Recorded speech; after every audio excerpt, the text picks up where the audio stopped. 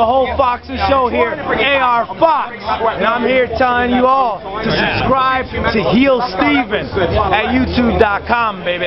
Yeah. Alright, this will be Q&A number 13 for the month of July. Throughout this whole week, I've had you all send me in questions, and now it's time for me to answer these questions that you all sent me. So let's begin, shall we? The first question here is from XRGX Edits X, and he asked, who is better, Jeff Hardy or John Cena? It depends on who you ask this question to. There's people that will tell you, oh, John Cena's better. Then there's people out there that will tell you, oh, Jeff Hardy's better.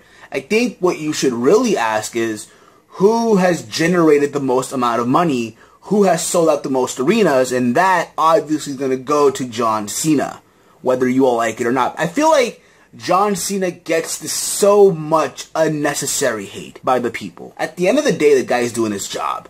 Yes, John Cena's been on top of the spotlight for so many years. It goes back to what I said earlier. John Cena has generated so much money. Just imagine this. Imagine if John Cena had one WWE title run that lasted 4 years, just like Hogan had back in the 80s. The IWC right now, as we speak, would fucking erupt. Everyone be going ape shit right now.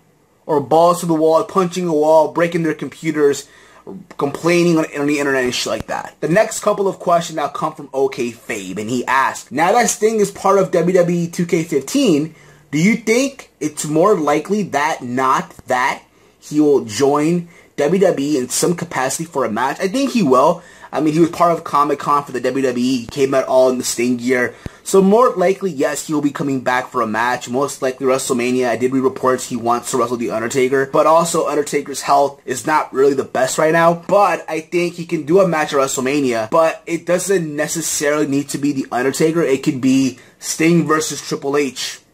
I think that could be a good lucrative match. Or Sting versus John Cena. Or if not, have Randy Orton come back to being the legend killer for this program with Sting. I think it could work also, but have Sting go over in that match against Orton. Your next question here is, if you could change one thing about the Impact Wrestling product right now, what would it be? I would stop going to these small towns that are not really known for wrestling. I'll give you a perfect example. TNA did a house show, I think somewhere in Kentucky or Mississippi, for their baseball event that drew about 140 people, which is not good. But again, this is what happens when you go run these shows in these small-ass towns that are not known for wrestling. You gotta take your show, your product, to where you're gonna have a good wrestling crowd. Crowds such as New York, Baltimore, Kansas City, St. Louis, Philadelphia, Atlanta, Charlotte, North Carolina, shit like that. You can't be going to these towns. I'll give you an example, alright? Spackstown, Mississippi. I don't know, Salmon, Arkansas. You kind of get what I'm saying here. You can't be going to these small-ass towns. And try to keep the momentum going. They had these New York tapings, and right now they gotta be on a roll going into Bound for Glory.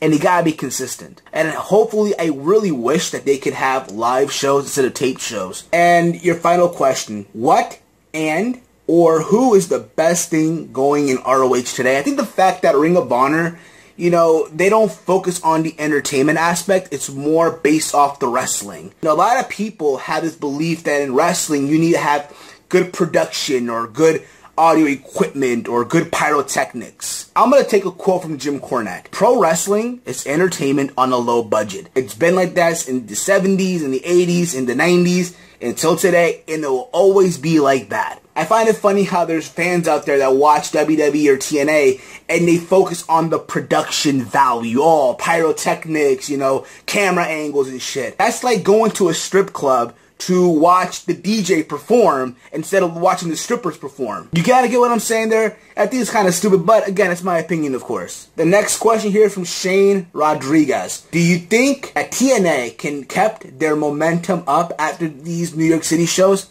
I hope so. I think they really should. Like I said in the previous question that OKFabe sent me, they need to keep their momentum going into 2015 and even Bound for Glory. If they can do that, they'll be good. The next 4 question comes from Killer O'Demon 669. His first question, do you think AJ Lee will have another long title run? Who will defeat her? Maybe. You never know. I do think that this Paige program will go for a while. I think Paige will take the title from her. But you never know with WWE. Number 2, Red Dragon may go to TNA to feud with the Wolves. What are your thoughts? I think it's a good decision if they do end up going to TNA, especially more for Kyle O'Reilly. I think Kyle O'Reilly is the standout of Red Dragon. Nothing against Bobby Fish, but I think Kyle O'Reilly is the captain of that team. And it's more amazing what Kyle O'Reilly can do as a singles wrestler, if you see them in PWG, or both of them going to TNA and getting that, national TV exposure on a Spike TV network would be good for them. But again, that is if they decide to go or not, The third question, do you think Punk will wrestle again in ROH? No. I think he should go back for a farewell tour. Honestly, Ring of Honor cannot afford CM Punk, and that is reality. I don't think even CM Punk wants to wrestle again. And if he wants to wrestle again, it's probably going to be for a WWE. Not for Ring of Honor, not for TNA, not for Global Force Wrestling, maybe New Japan. And your final question, who do you see beating Mike Flying for the ROH title? I think it might be Jay Briscoe or AJ Styles. I think you're trying to say Michael Elgin. I don't see anybody beating Elgin right now. I think what Ring of Honor should do is give Elgin the title for a long while. The last thing you want to do is give Michael Elgin this short title run when it took him a long time to get the Ring of Honor World title. Next 5 question here comes from King Spartan 375299. His first question is, would ROH benefit from starting a women's division? The problem with that, I think I've answered before in a previous Q&A, they kind of have a women's division. It's called the Women of Honor. But the problem is that the women in Ring of Honor are kind of still green in the ring. So if they have a match, people are going to boo the fuck out of it. So I don't think we'll ever have one. It'd be cool to see one, but I don't see it happening anytime soon. Your second question. If ROH had a financial baker, I'm sure you're trying to say banker, with money to blow, do you think ROH could drastically change to a mainstream product? I think they already are a mainstream product in a way, because they had a pay-per-view event, Best in the World 2014, and also because, if you think about it too, a lot of people know about Ring of Honor through WWE. Through guys such as CM Punk, Daniel Bryan, Seth Rollins, Cesaro, even guys in TNA like, Austin Aries, Samoa Joe, The Wolves, and they know about Ring of Honor through those guys in the history, even through the CM Punk DVD, even the Daniel Bryan documentary on the network, where they mentioned Ring of Honor. So again, I think in a way, it's considered a number 3 big company in America. Your third question, what's your opinion of Michael Cole? The guy's buns now. If this was 2011, I thought his work was great.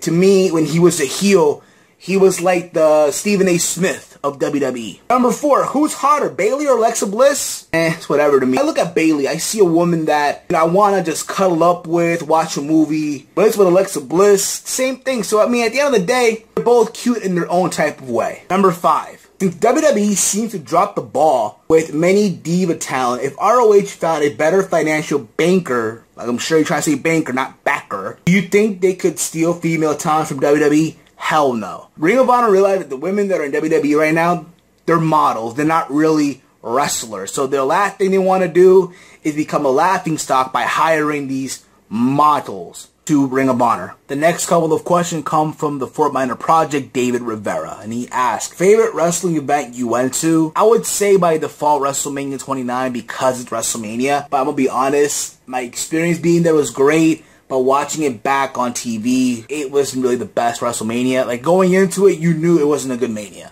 because of the rematch Rock vs. Cena. But again, overall, the experience was amazing. Your second question, what are some wrestlers you would like to meet that you haven't met already? I would say, guys such as The Undertaker, Stone Cold, Hulk Hogan, Triple H, believe it or not, or The Rock. Your next question, what are your thoughts on wrestling as a whole so far in 2014? It's been there.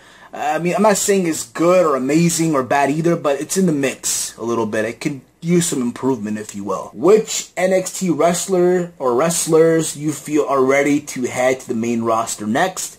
Adrian Neville, Sami Zayn, Tyler Breeze, Enzo Amore, Colin Cassidy, also The Ascension. And your final question, thoughts on women's wrestling lately? In TNA, the roster for the knockouts is kind of limited, and in WWE, it's really focused so much on Total Divas, even though now there's some divas there that are having some sort of feud. You got Naomi versus Cameron, you got AJ Lee and Paige, you got, Stephanie and Brie Bella and the potential Nikki Bella heel turn. So there's some mix of things going there for the Divas division, which is good to see, but still, I get the feeling once Total Divas Season 3 begins, the focus will be once again on Total Divas. The next 6 questions, I said only 5, but I'll take the exception this time because I'm cool with you, Devil's Holic. Number 1, do you want to do another TNA event with me, Tim, that's TJ Rules, and Walter, that's Not Legit Wrestling, again in September? Maybe, if I have the money, then why not, right? It'll be cool to do it again, throw them up. Number 2, do you keep your ticket stubs from all the events you go to? Not all of them, like the only ones that I have, honestly, are the WrestleMania 29, my Final Battle 2013, my Supercard of Honor 7, and WrestleMania Access. That's the only stubs that I really have as memory, I guess. Like the WrestleMania ones will never go away. That will stay there forever. Number 3, do you think ROH will come to New Jersey sometime soon? I think they should. Most likely Edison, New Jersey, Elizabeth, where I live at, or if not, Rahway, where I used to live at. So maybe. If not, then oh well. I don't mind going to New York. I would save money if Ring of Honor were to come to New Jersey. Number 4, what do you think of Manhattan Center raising the prices for wrestling events that possibly will make less chances of TNA and ROH returning back to the venue? I made a video on this already. I said it already. I think it sucks. But if you're Ring of Honor and TNA, I think you could definitely consider going to the theater at MSG. I think it draws up to 2,000 plus people, and I think it could really work. That is, if they decide to go to the theater at MSG. Number 5, who was your favorite wrestler you've met? Kevin Steen. I know this is 6, but I had to. Who are your top 5, 10 YWC members? Have you met any of them? I have met some, but I don't have a top 5 or top 10. Reason being, because I feel like that logic is kind of stupid because, okay, I'm implying that my number 10 or number 5 is my least favorite and my number 1 is my favorite.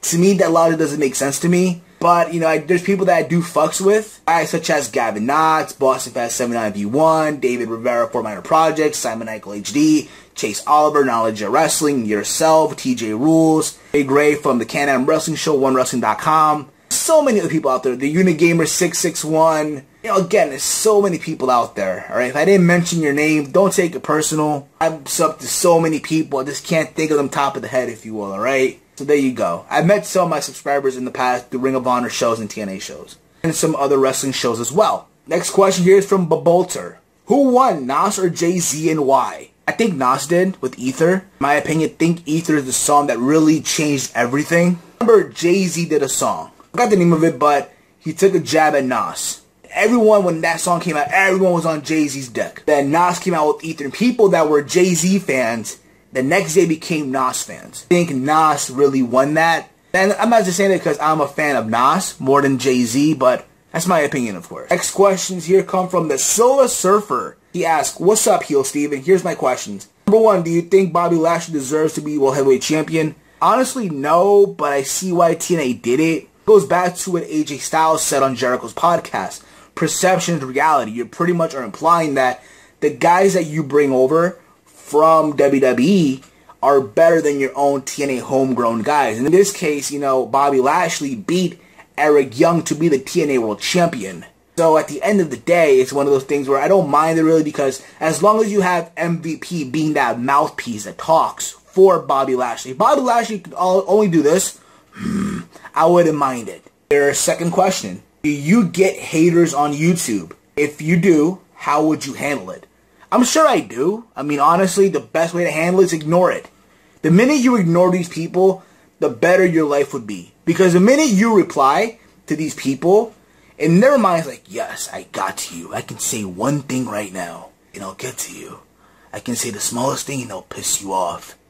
And I know how to push your buttons. You see what I mean? So, at the end of the day, just ignore them, and life would be great, in my opinion. Or don't sweat the small stuff, put it that way. And your final question. What are you expecting from WWE 2K15? Honestly, nothing much, really. I mean, the same thing as 2K14, I guess WWE 13, WWE 12. And I'll get it, yeah, but I'm not expecting anything big on it. I'm guess just Sting, I guess, you know, and Bray Wyatt as the characters and shit like that. Next 4 questions come from Jeff Cole. His first question. What are your thoughts of a potential Bullet Club invasion of ROH? It would be cool. I mean, there was a little mini one at World of the Worlds. The thing is, though, the only guys you have from the Bullet Club were AJ Styles, Machine Gun Carl Anderson, you had Dox, you had the Young Bucks, you were missing, you know, Bad Luck Fale and Tama Tonga, and the other Japanese guy whose name I forgot, I apologize, but I mean, it'll be cool to see it, but I mean, I know it'll be so watered down. You know what I mean? But again, if it happens, great. If it doesn't, then oh well. Number 2, what has been your favorite match of 2014 so far? ROH, WWE, TNA, etc. I would have to say between Young Bucks versus Red Dragon at War of the Worlds 2014 in New York. And I will also have to say between Daniel Bryan versus Batista versus Orton. And also Bryan versus Triple H at Mania 30. Your next question. With Zack Ryder winning on Raw this past week, how could you see WWE booking them? I think that was a one-time thing. Nothing worth to get excited for, really. Let's be honest. Zack Ryder's moment was in 2011, 2012. That was the best time to pull a trigger on him. And unfortunately, WWE didn't do that. So I don't see them doing it in 2014. Don't get me wrong, I'm a fan of Ryder. I think the guy is a workhorse for what he does. But again, his time came and passed by him already. Your next question. Who will you pick in these upcoming fights? Aldo versus Mendez 2 and Pettis versus Melendez. Jose Aldo all the way. I've always been a fan of Jose Aldo, even though I do see him potentially moving up to 155. Don't get me wrong, I'm also a fan of Chad Money Mendez. I think Mendez has a good striking, but I think Aldo has the better striking of the two. As far as Pettis and Melendez, I'm going to be honest, I think Anthony Pettis is a good fighter, but I don't know, something about him that always rubbed off on me the wrong way. So I'm going to go with, obviously, El Nino Melendez. Gilbert Melendez is going to probably take the title from Anthony Pettis, in my opinion. The final 3 question here is from Jackie Jack 1987. Where do you do most of your videos when you do face cam? From my cell phone. And then after that, I put it through the editor and I edit the video out. Or if not, I do voiceover video. I think it's more easier to do than an actual video to face camera shit. Number 2, do TNA have more money than ROH as a company? Yeah, they do. And number 3, what do you think of WWE giving Rusev a big push? I don't mind it really. My understanding they're trying to do a spin-off of Umaga, where he was undefeated for such a long time until he lost a match, I think, to John Cena. I'm not saying he's going to lose to Cena, maybe to Roman Reigns, but I think the star of the two is Lana. I think she is hogging more of the spotlight than Rusev, and that's kind of unfortunate if you ask me. I think some way, shape, or form, you need to limit Lana a little bit. This wraps up Q&A number 13. Thank you all for tuning in. Share this on all your social media, Facebook, Twitter, Tumblr, Google+. If you're new to my channel, hit the subscribe button. Links to everyone's channel down below in the description. And I'm out. Peace.